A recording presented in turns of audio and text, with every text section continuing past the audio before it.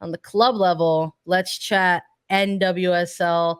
Let's recap a couple of big winners over the weekend. In this one, we had some pretty hefty score lines that we got treated to in some of these matches that we're about to break down for everyone. We're going to start with one of the bigger matches. We're going to start with the match that was on big network CBS. I think if you're a neutral of this league and watching this type of game, I think it had a little bit of everything for everybody.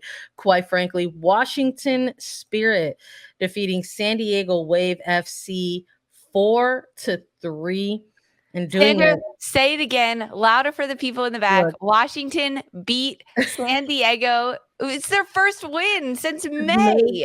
May 1st. It's they have broken a ridiculous winless streak, we should say.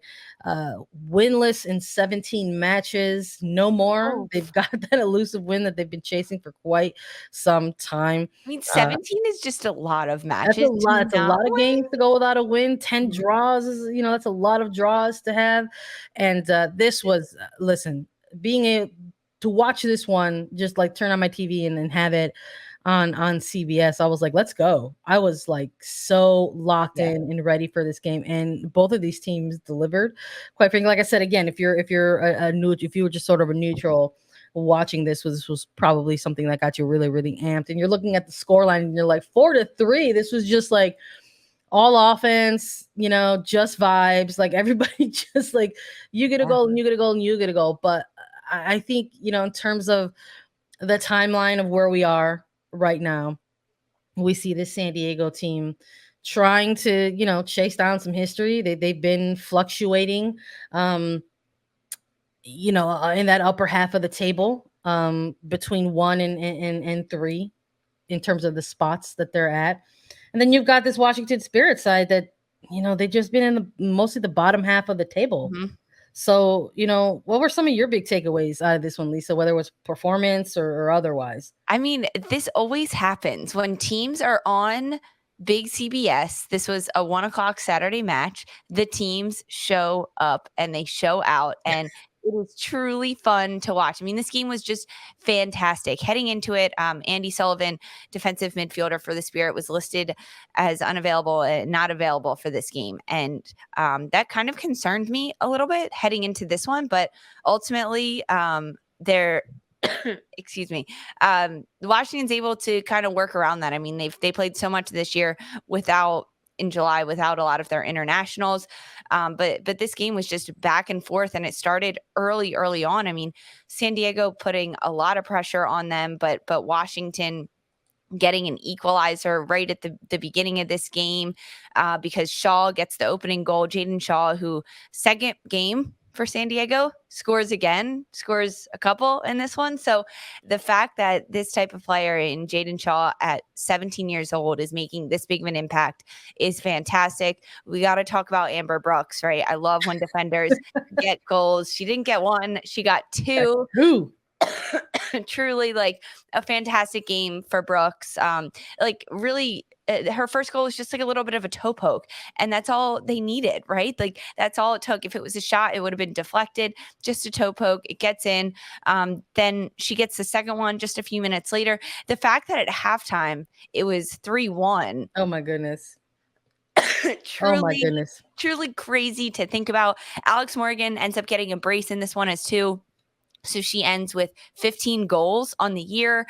She's 5 for 5 on penalty kicks. So don't give San Diego a penalty kick when Morgan's on the pitch, because it's going in the back of the net. I think Tara McGeown had a fantastic game. She's one of the players we highlighted in the preview, just to know that she can make such a big impact in games for Washington. This game had a little bit of everything, and I loved it. Drama, penalty kicks, great goals, cheeky goals, sloppy goals. I loved it. Fouls. I'm like fouls. Some people think missed fouls as well. Cards definitely issued in this one, right? It was all over the place. Physicality that maybe kind of came in down the stretch of this match. But I think if you're, again, we're talking about certain matchups down the stretch here. I think if you're looking at certain teams in different phases of their seasons, what can come out of some of these matches. And I think if you're one of these sort of bottom half table teams that necessarily isn't eliminated, or trying to sort of close out your season in a more competitive manner, going up against an upper half table team that are kind of jockeying for position, between 1 through 6.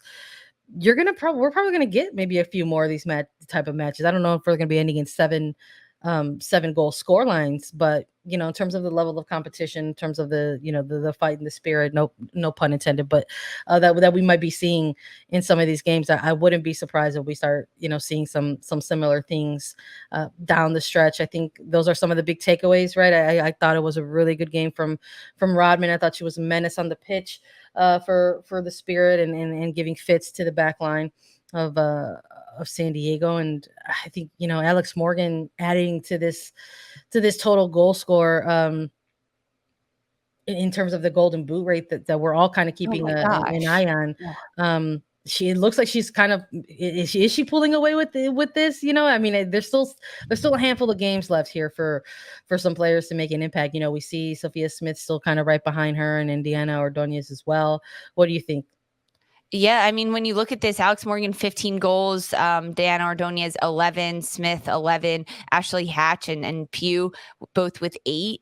Yes, I mean, Morgan is pulling away. 15 to 11 is a bit of a difference in terms of how many games are left to play in this season, right? Like that's obviously what you have to look at. San Diego already at 19 games played, whereas North Carolina, they're at 17. But the way that Diana Ordonez is dealing with a bit of a knock, still trying to get back into the swing of things. Like, yeah, this is Alex Morgan's golden boot race at this point. And she's had people come really close. She's been tied at the top. But when she's scoring 2 a game, it's really easy for her to continue to rack up these goals. Yeah, I mean, I wouldn't doubt it if she wins at the end of the year. Yeah, we'll be keeping an eye on it for sure. Exciting times coming out of that match between the Spirit and the Wave. But we've got another big winner over the weekend with another massive scoreline. North Carolina Courage going up against Racing Louisville FC. This one ending in a 6-goal scoreline, 5-1. Going all 3 points going to the Courage in this one. Lisa, I believe, if memory serves me correctly, we both had the Courage Yes. in this one in terms of our pick. And I think in the previous match, I think we both went San Diego as well. Love to be incorrect and talk about that, but also like to be right. We got a lot of tweets at us like, hey guys, keep picking against Washington. Listen, like they finally did it. We love to see the wins. Like we all got great. jobs to do. Listen, we all got roles to play, right? And that we're just doing ours.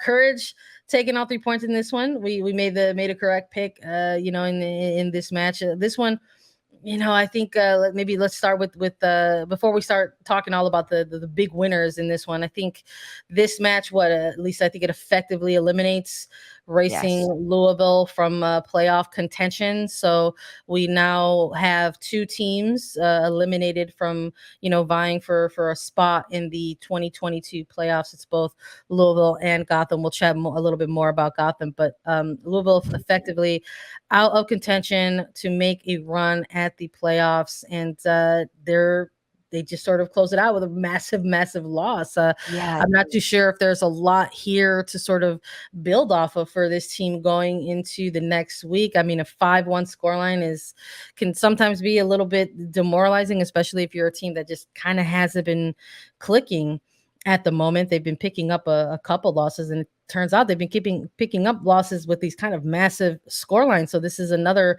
scoreline where they're sort of losing a game by 4 goals, right? They had that 4-0 loss to Chicago as well. And I think, if you're looking at the Courage side of things, obviously you're still making a push for that upper half of the table.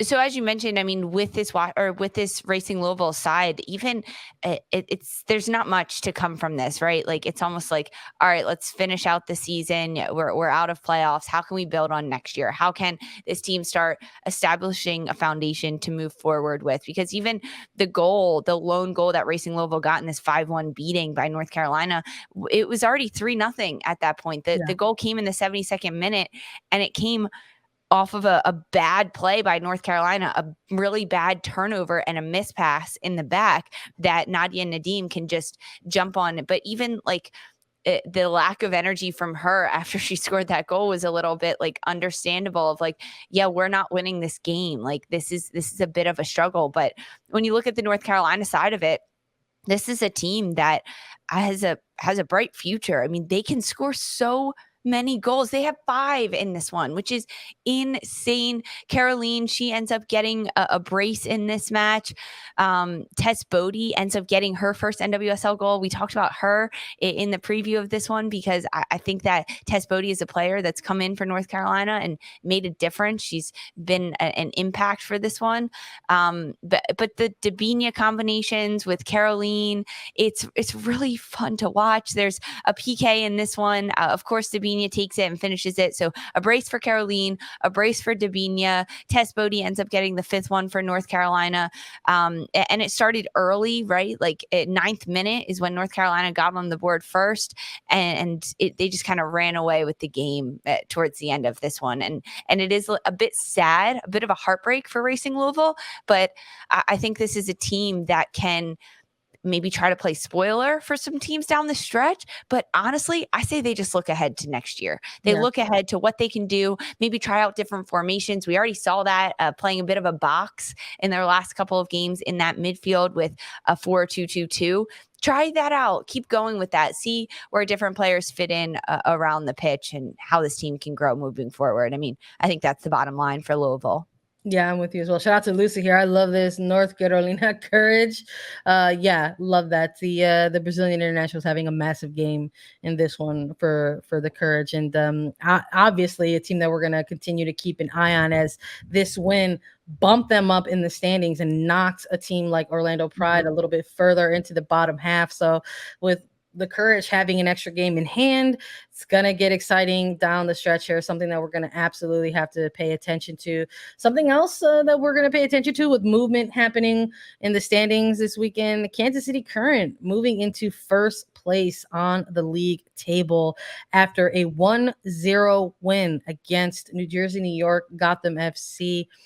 Gotham FC, the other team that is officially eliminated from playoff contention based off of their previous match, quite frankly. So already kind of going into this game and maybe having a different mindset going into this one, right? Yeah. We're talking about sort of just closing out your season's strong competitive and honestly I think again to talk about the losing side first before we talk a little bit about the winners and how they did. I think we're starting to see a little bit of that difference. I think for this Gotham team, I think that's something that we were looking for. We were looking for more competitive games, from this team, different body languages and energy from the players when they're going out there and taking the pitch. And I think we're finally seeing that a little bit. I think when you've got nothing to lose, you start maybe playing a little bit differently. And maybe that's what we're seeing a little bit with, interim head coach Hugh Menzies and the player sort of just saying like, hey, we got to close this out. And we didn't necessarily see that in some of the games from Gotham, maybe coming out of that July international window and then through August, where we just saw, again, just not good body language, not a lot of ideas on the pitch. And we're not necessarily seeing that anymore. We're seeing players go out there and be very, very competitive. And, this one, again, another one of these games where we see it's a narrow scoreline for Gotham and perhaps had, the potential to be a draw. So something similar that we saw when they went up against North Carolina Courage, but KC ended up taking all the points in this one. Yeah, Gotham had so many great opportunities in this one. They come so close. And Sandra, you just talked about it, how this team looks different and they look like they have a bit more spunk to them. 100% of that credit goes to Hugh Menzies, I think, because he's a coach that came in here and decided to shake things up, just give them a new look, new conversations in the training room, on the pitch about new ideas that they can have. And we've seen a variety of movement on the pitch for this Gotham side. They're still not producing results, but I mentioned this a bit when talking about Racing Louisville. How can you learn? How can you teach these players, grow them in different roles, different understandings, and still use these final games, despite being out of the playoffs, as an opportunity and as ways to grow? Because we saw Ali Krieger for Hugh Menzies playing in that defensive midfield 6 role. Now we saw her in the center back and in a 3-5-2. The first time we've seen Gotham in a 3-5-2 formation. So the options are there. And I think a lot of that credit goes to Hugh Menzies for trying to switch things up, trying to do things different. And then, of course, the players for buying into that and wanting to work hard and wanting to do it and create chances and look to get on the board, because they did just that. I mean, I think Anamanu had a good game of getting in behind, as we talked about it, the national team rub coming back from playing over the international break. A player like Anamanu comes in and she tries to get in behind. She tries to get on the board. I think Paige Monahan has done a fantastic job for Gotham this year. And Kansas City, I mean, Claire Lavogue is really a huge pickup for this Kansas City side. She had a fantastic game against Gotham.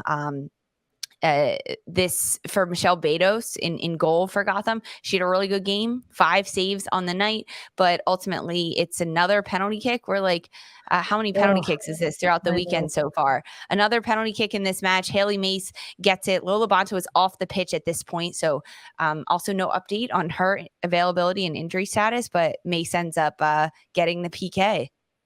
Yeah, I just, oh my gosh, I just looking at the kind of situational moment there in the box, it just sort of appeared to me both in live in time and kind of on the replay that Ali Krieger looked to sort of kind of have some things in control. And of course, in some of those situations, maybe you come in and help a teammate and try to close things out. But Lavoisier correctly kind of, reading the scenario in front of her and winning a foul. Not a good time for Jean to go ahead and can commit the foul, but it's soccer, plays out that way Yeah, sometimes. it was a really bad foul. It was not a Totally good. It was not a good unnecessary. decision. Not a good decision that was Two made by. Gotham defenders were on her, and Yeah, there's not a no good need for that. decision that was made by any means, and it ends up leading to the lone goal. The lone goal in this game comes by way of a penalty kick, which, quite frankly, maybe that we Mhm. look at the other side of things and the Kansas City side of things in this game. It looks for a second here that they're going up against Gotham FC. And I think if you're this upper half table team, and you're gunning for, the possibility of reaching obtaining the shield or winning that first place and first week bye into the playoffs. And you're looking at things and you're potentially a top 3 team going up against a last place team. And you're going to want to look at those teams and say, like, hey, we're going to go out there and beat this team. This is professional sports. There is nothing unfair about saying that you're a team that's, a very good team playing well on a bit of an undefeated streak of your own, and you're looking at the opposition and you're saying, you know what, we have a better roster and we're playing better soccer right now. We need to go out there and beat this team. And that was not necessarily the case for Kansas City Current in this game against Gotham. Again, perhaps the different shape that Hugh Menzies had Gotham in, kind of combating some things with Kansas City, and kind of looking at the subs in this one. Matt Potter making his subs, kind of around the hour mark, maybe keeping an eye on the fact that Kansas City has a midweek match coming up against Chicago Red Stars. So you're thinking a little bit about the quick turnaround as well. Sunday to Wednesday is not a lot of time. So bringing off a Karan, or bring on a Karan for Labonta, bringing on an Elise Bennett for a Kaiser, maybe trying to preserve some legs here for the midweek. And I'm not saying that's a little bit of a white flag and saying, like, we're going to concede this game, and if we play out to a draw, we play out to a draw. But clearly there's a game plan in place for this team. And so to have this kind of this goal come by, the way that it did via a penalty kick, maybe it's a little bit of a testament to, yes, the type of season that Gotham has been having, but perhaps as well Kansas City and the way they have been able to sort of manage these games and scratch out results, Yeah. whether they're draws or wins, and scratching out these points. So it's a testament, I think, in different ways to each team in the season that they have been they've been having. And it turns out it's just a late penalty kick conversion was all the Current needed. And In it this one. frankly, it wasn't that pretty of a game between these two sides. I mean, there was action, there was shots, and there was moments of that. But the fact that Kansas City gets this 1-0 win, and they become first in the NWSL standings is huge for a side that finished dead last year. I think that this Kansas City side, the Longs, Matt Potter, the players for the Kansas City Current should be very proud of themselves, because it's been really fun to watch this evolution of a team. Absolutely. Love to talk about the big winners over the weekend.